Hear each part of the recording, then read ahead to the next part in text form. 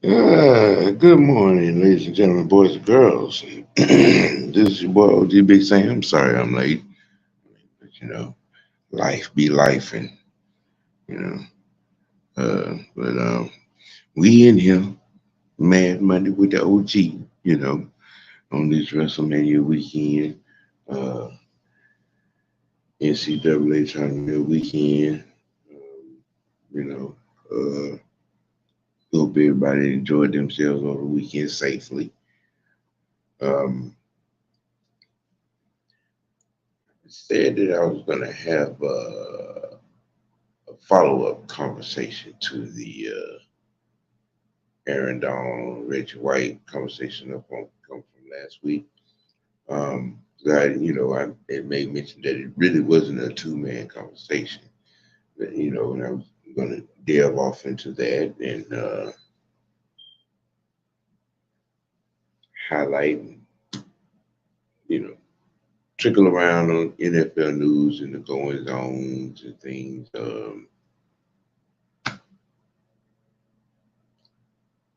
Give my thoughts on the Stephon Diggs trade to Houston, and and so on and so forth and so forth. And good morning, Auntie. Hey, Sonya. A137 sauce. What's good? What's good? What's good on this Monday morning? On this very fine Monday morning. Uh, you know,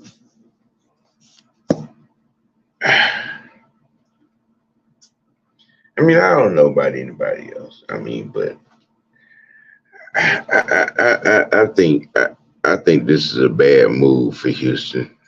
I really do.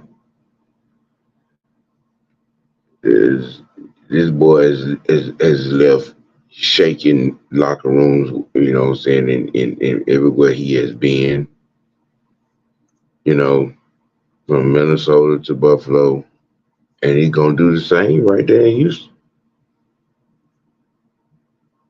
And he's gonna do the same right there in Houston, you know. Um, and I think CJ Stroud is a good kid.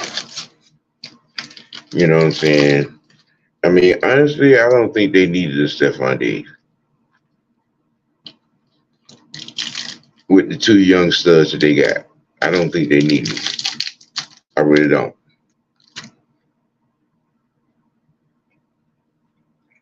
And then the baggage that comes along with him.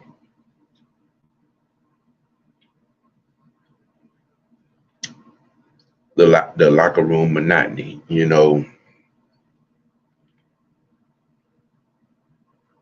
Look, you made a good play in Minnesota that became the miracle. You made a good play,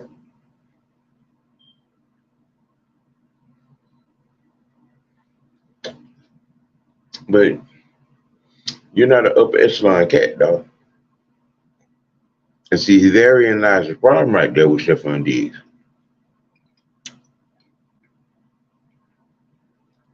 He thinks he's in a category. He thinks he's him,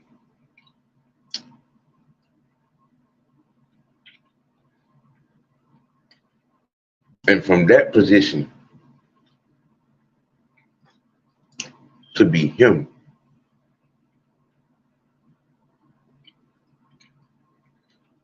you have to do Jerry Rice like Larry Fitzgerald like you know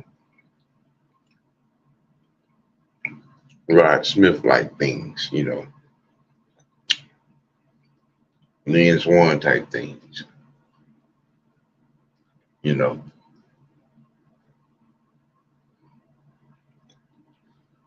Sterling Sharp type things.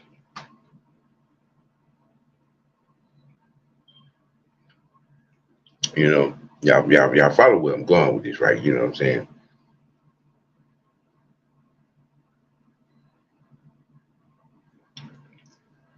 So I'm giving you a mark of where my bar is when it comes to that.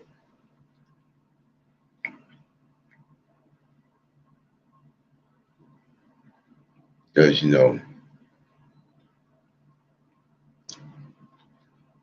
them guys. Mm-hmm. Mm-hmm.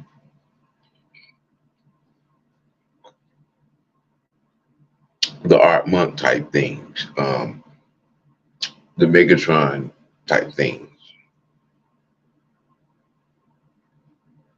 You know. Um,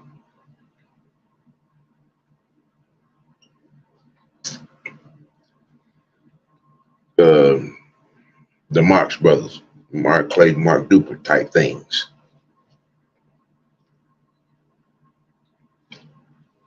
Now, if you notice, now all these guys that I'm naming were never locker room problems.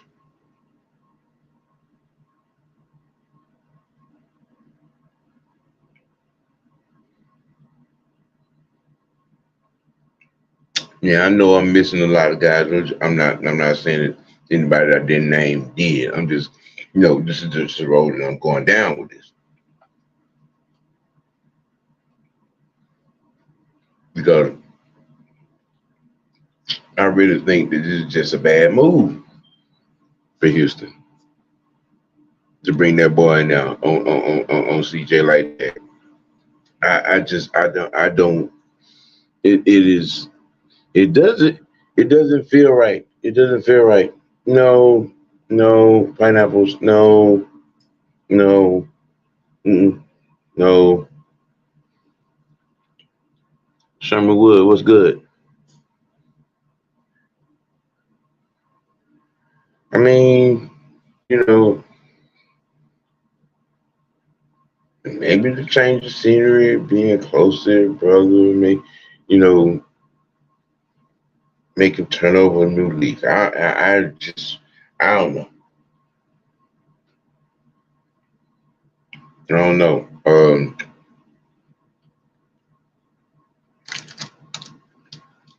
I just don't think that gonna work out at all. I really don't. I don't think it's gonna work out at all.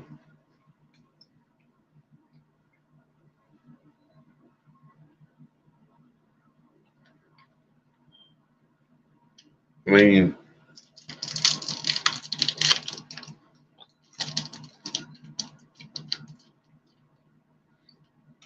first,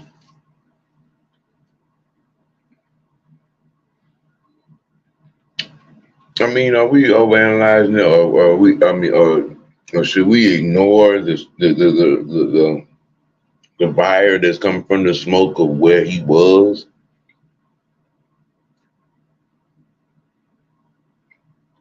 I mean, he had the Bills locker room in shambles.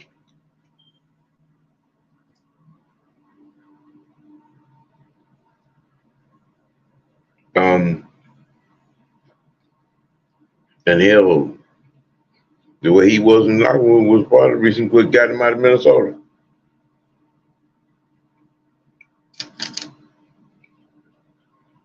I don't know. Maybe Jimmy. You know. Mm,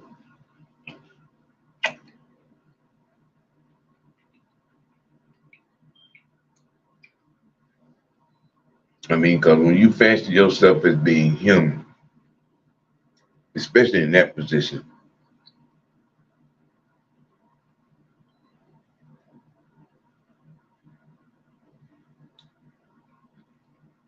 I'm just saying, you have to have a certain particular type of criteria.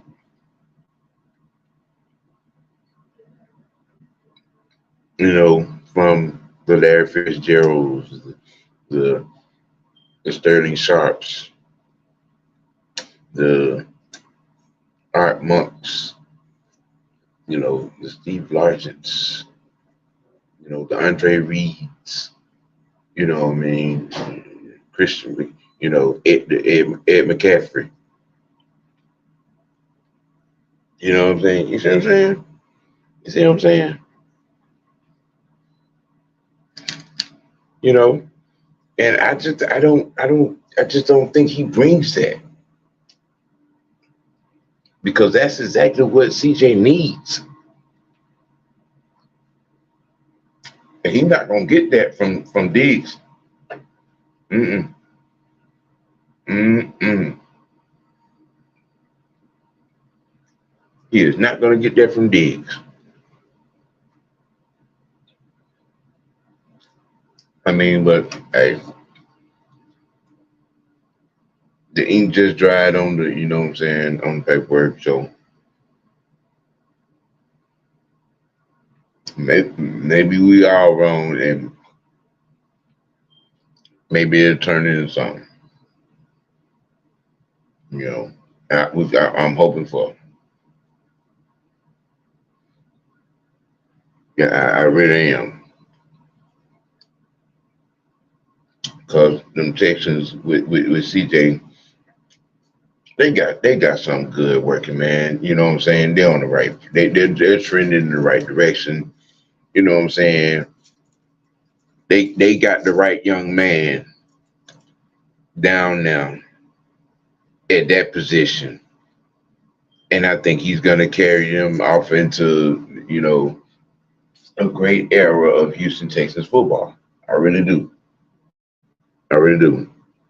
And I hope that you know Stephon Diggs just checks his bullshit at the door. You know. Um. Well,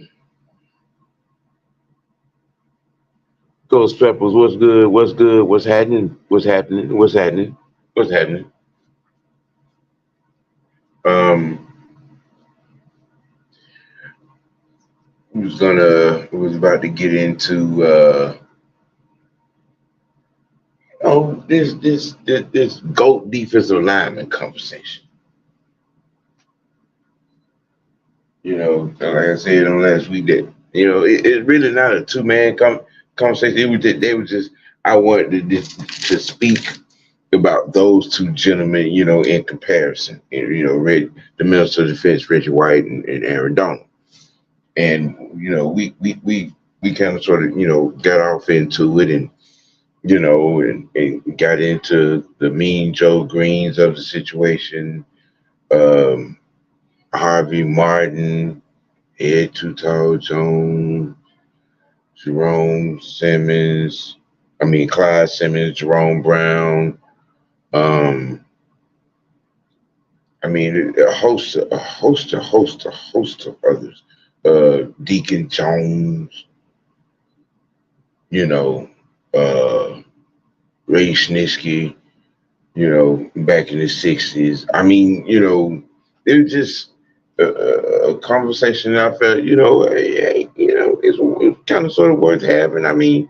Those of us, what we grew up on, you know, uh, Charles Haley, you know, shoot, Richard Dent, you know what I'm saying, the fridge, um, shit, Clay Campbell, you know what I mean? Um, Mark Gastineau, Michael Strahan, Jason Pierre-Paul, um,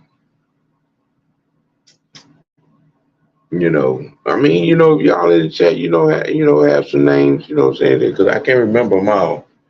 You know what I'm saying? I can't remember them all. I'm just I'm spitballing right here, just rolling through some eras and trying to remember, some guys on some teams, what I'm saying, that I know was great, that I know are missing, you know. Shit, Jason Taylor, um, hmm, Fletcher Cox, you know, um,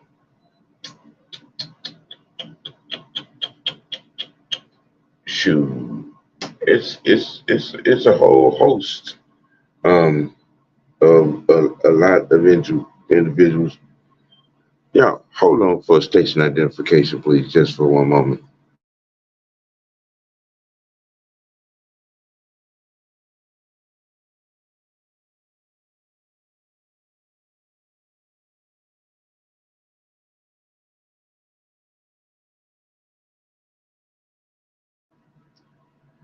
Yeah, shoot. Um, I'm talking about it's a lot that could be in these here, saying go defensive lineman conversation. L.C. Greenwood, Harvey Martin, you know, I know there's some old Kansas City Chiefs guys that I'm not remembering. Um, to It's a lot. It's a lot. It's a lot. I remember, watching me and Joe Green, in the '70s. That he in the '70s with the Steelers, the Raiders, the Oilers. You know what I'm saying?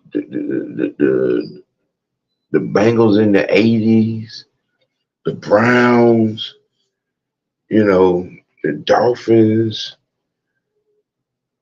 Man, it was some nasty defenses in the '70s and early '80s.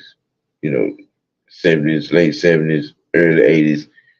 You know, going into the early '80s, it was some nasty. Them Eagles, Raiders, Redskins, uh, Steelers, Oilers. Mm, Cause all them teams back then was really ground and pound. You know, but I just remember watching, what I'm saying, the Steelers with my dad, and they in championship situation year after year. I remember them against the Cowboys and the Rams. Um, shit, I think it was the Cowboys twice. I think they beat the Cowboys twice. Because that was Steelers and Cowboys was the ultimate good versus evil. you know, those are the predominant teams at that particular point. Watching you know Franco Harris run the ball, and then that defense come out there. Yeah, Jack Ham and Lambert and them guys. You know, um, and it was vicious. The Raiders defenses was vicious, you know. And with the Raiders and the Steelers, as who they were, the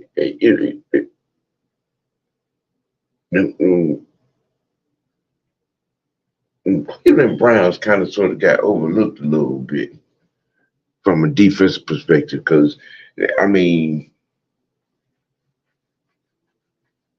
at that particular time in the early, you know, I know you had the fumble at the 5 yard line. Yes, that was yeah. Life might have been a little different in Cleveland if they don't fumble the ball in that game right there. Um, you know, um, Harvey Martin and Ed Too Tall Jones to me are two of the most underrated defensive linemen to ever play this game. That played in that doomsday defense for the Cowboys. You know, um,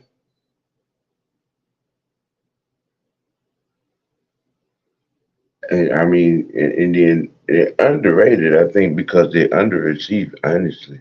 I mean, but then I look at where they were when they were in their time, and that defense, You know what I'm saying? Randy White and Harvey Martin and Ed Too Tall Jones, Hollywood Henderson and them boys.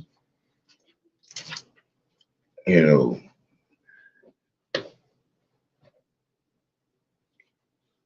it was crazy. It was crazy. It was crazy. And that was they should have had at least three more championships than what they had through '70s, early '80s. They you know what I'm saying? Um, Especially rolling on the tail end of Starbucks' career, and it, when he walked away, I was just like, I didn't understand it at the time, but going back and looking at the docs and things, it was the frustration. You know what I'm saying? Losing to the Steelers, oh, especially losing to the Rams in '79. You know what I'm saying? Yeah, Starbucks should have had at least four. He should have had at least four chips.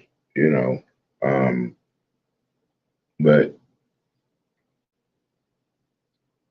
that Cowboy defense,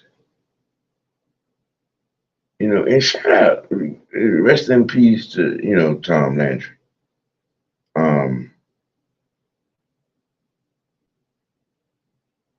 I mean, it wasn't necessarily flashy, but they had some athletes, you know, Randy White and Harvey Harvey Martin, man, Harvey Martin. That was a large dude. That was a large dude. And I don't think he gets too much credit. He gets enough credit, what I'm saying, for what he achieved in his career. Southside, what's good? Yeah, Dominican Sue. Yeah, you know what I'm saying. It's you. There are many cats that could be in this conversation.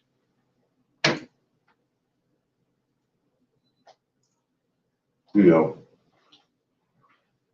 many cats, many good players that could be in this conversation. Like I said, like a Clyde Simmons, Jerome Brown, who was on that Philadelphia defensive line with Reggie White before he got to Green Bay. You know, um, hmm,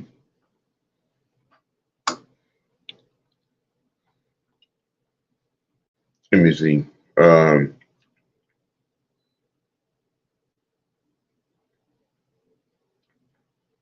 'Cause I know it was a couple of guys on that Broncos defense that played on that front in that front. You know what I'm saying? When Steve Atwater was up there in that gap.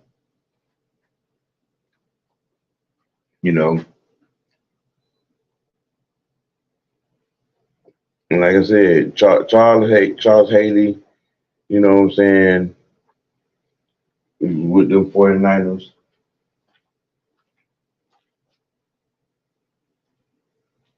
You know,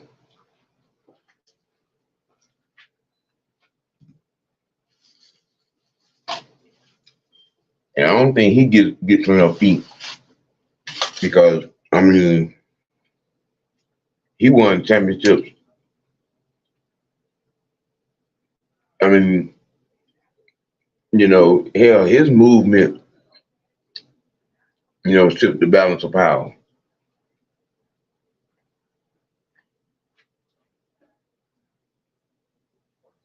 And what he got about? He got five chips. Hmm. Yeah, and I don't think that he gets enough ink. you know, for the participation of his NFL career. Charles Hayden going from San Francisco to Dallas shift the balance of power a couple of times in the NFL arms race in the 80s. Mm-hmm. And he got five chips. And I don't think he gets talked about enough. Now, Southside, I'm Sue.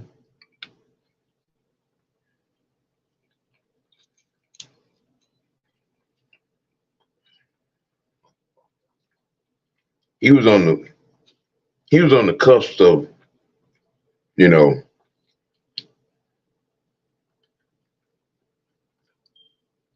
being that being that outright, you know, measuring stick, so to speak.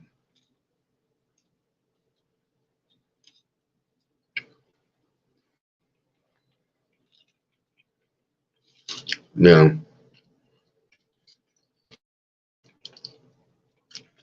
lot of people going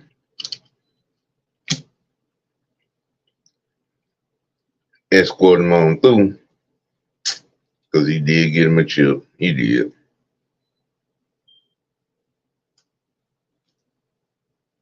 He did.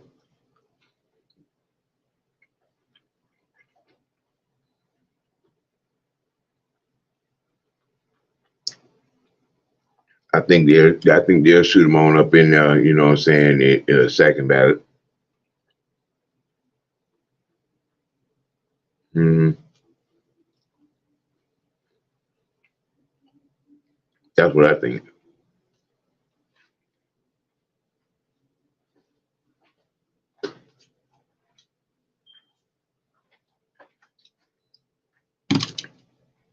Now, my reason for having the topic is because I wanted to do a Mount Rushmore of defensive lineman topic. You know,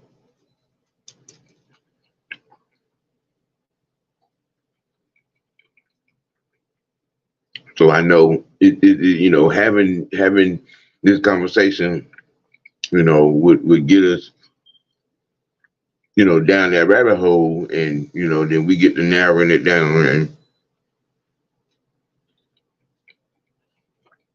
have a hootenanny.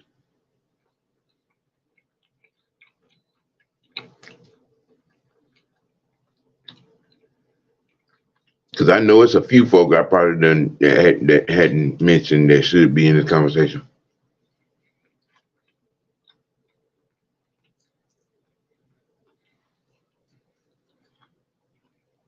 Anthony White, what's good? What's good?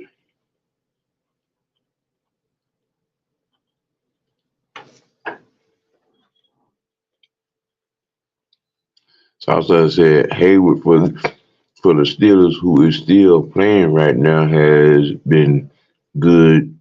Yeah, yeah, yeah. See, yeah. In this conversation, yeah, because we're gonna get it down to where we, saying, gonna have us a Mount Rushmore conversation.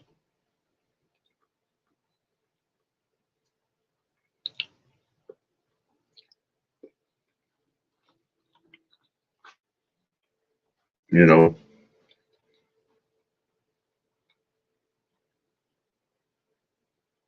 because I'm quite sure there's some guys that I'm forgetting in the '70s and the '80s. Mm-hmm.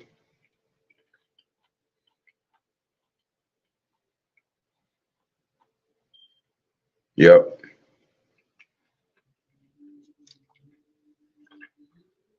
Yeah. Hmm.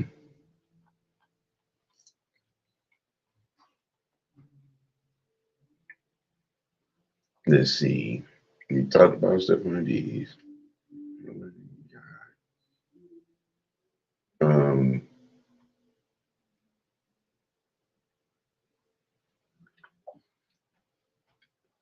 well, not having heard anything official, but just having seen him on his social media platform, I'm thinking that Grady is like on tune, on time, on schedule with his rehab. Um,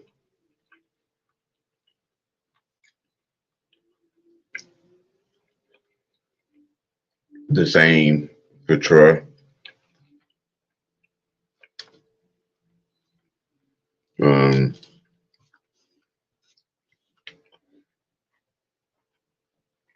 I mean, honestly, no news is good news when it comes down to because it's a marathon, not a sprint,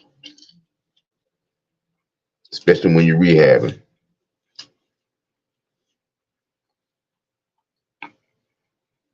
Um,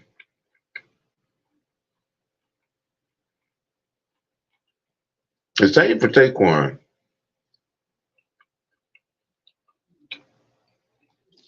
I don't know as many people are about his social media, but young man putting in some work. You know,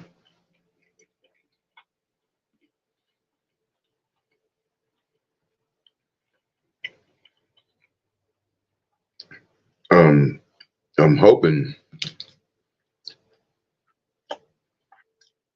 that whenever Calais shows up, that it'll be an announcement on he coming to play.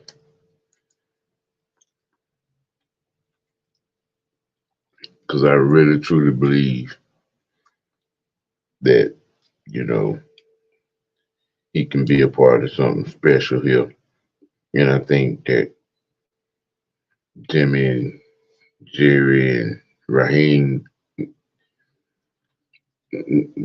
got a very potent plan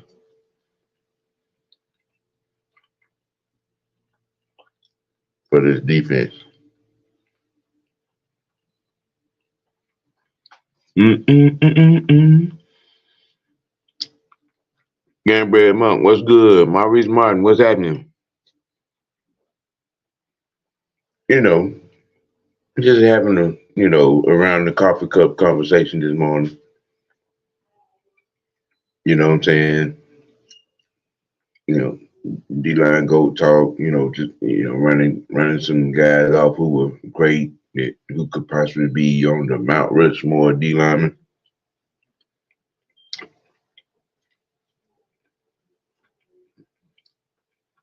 You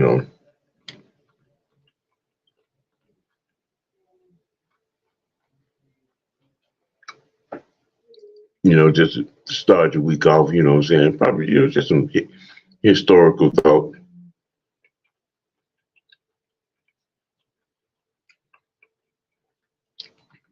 Because the next couple of Hall of Fame classes is gonna be real interesting. Mm-hmm.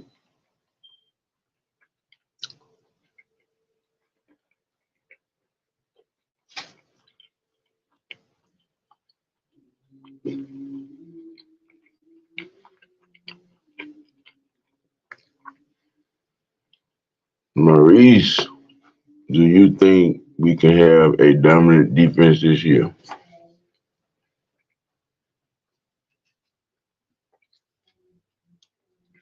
I think there's a strong possibility with the right ingredients.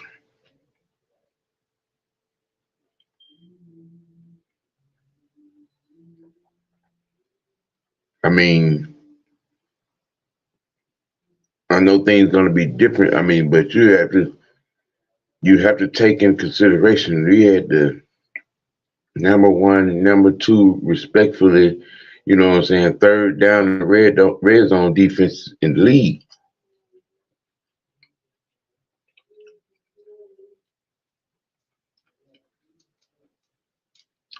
Um, we got to be able to work for something off of that. You know what I'm saying?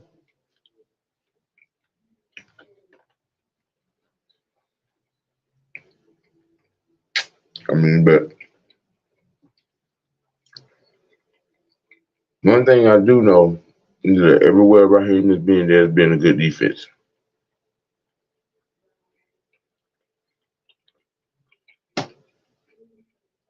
That is for stateable fact. Everywhere he has been, there has been a good defense, a playoff contending defense at that.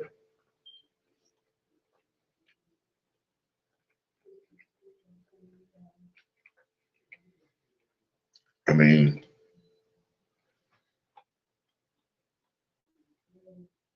if there's something for us to hang our hat on, and we're looking for reasons to, trust or believe in what Raheem is talking and what he's, trying to do, is that there has been a good defense, a playoff contending defense everywhere he has been.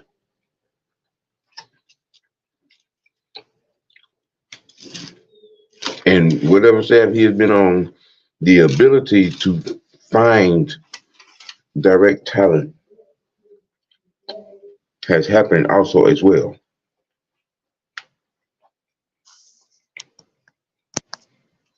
I mean, so can Dirty Birds have a dominant defense this season? I think so.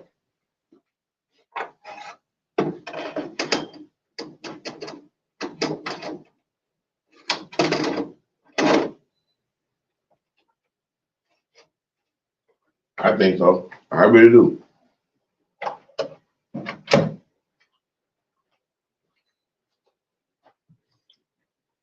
Because with the way they were operating on constructing this coaching staff, they're about the business of winning and developing and winning. You know, not that he needs it, but if Campbell plays one more season, it solidifies first ballot status. Hey, um, I think that choice is going to come down to how bad do you want it, and how bad do you believe it, and how bad do you trust it. I think those are the questions that Calais has to answer to take this, chance, one more again, and we were on to something partly because of him, you know. So, um, I think that the way things have stacked up and are stacking up, I would not be surprised if he came back, and I wouldn't be surprised if he stayed at home. Because I truly believe if whatever,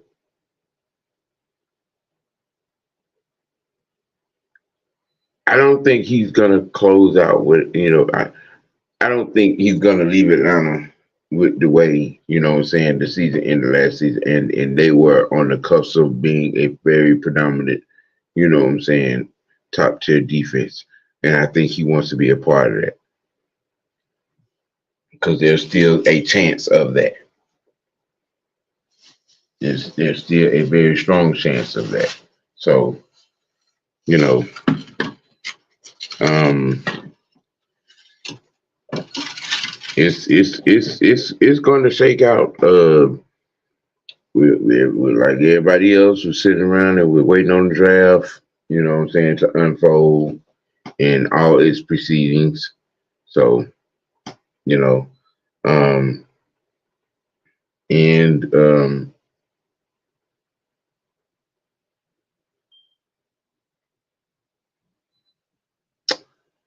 Reggie White, Mean Joe Green, Deacon Jones.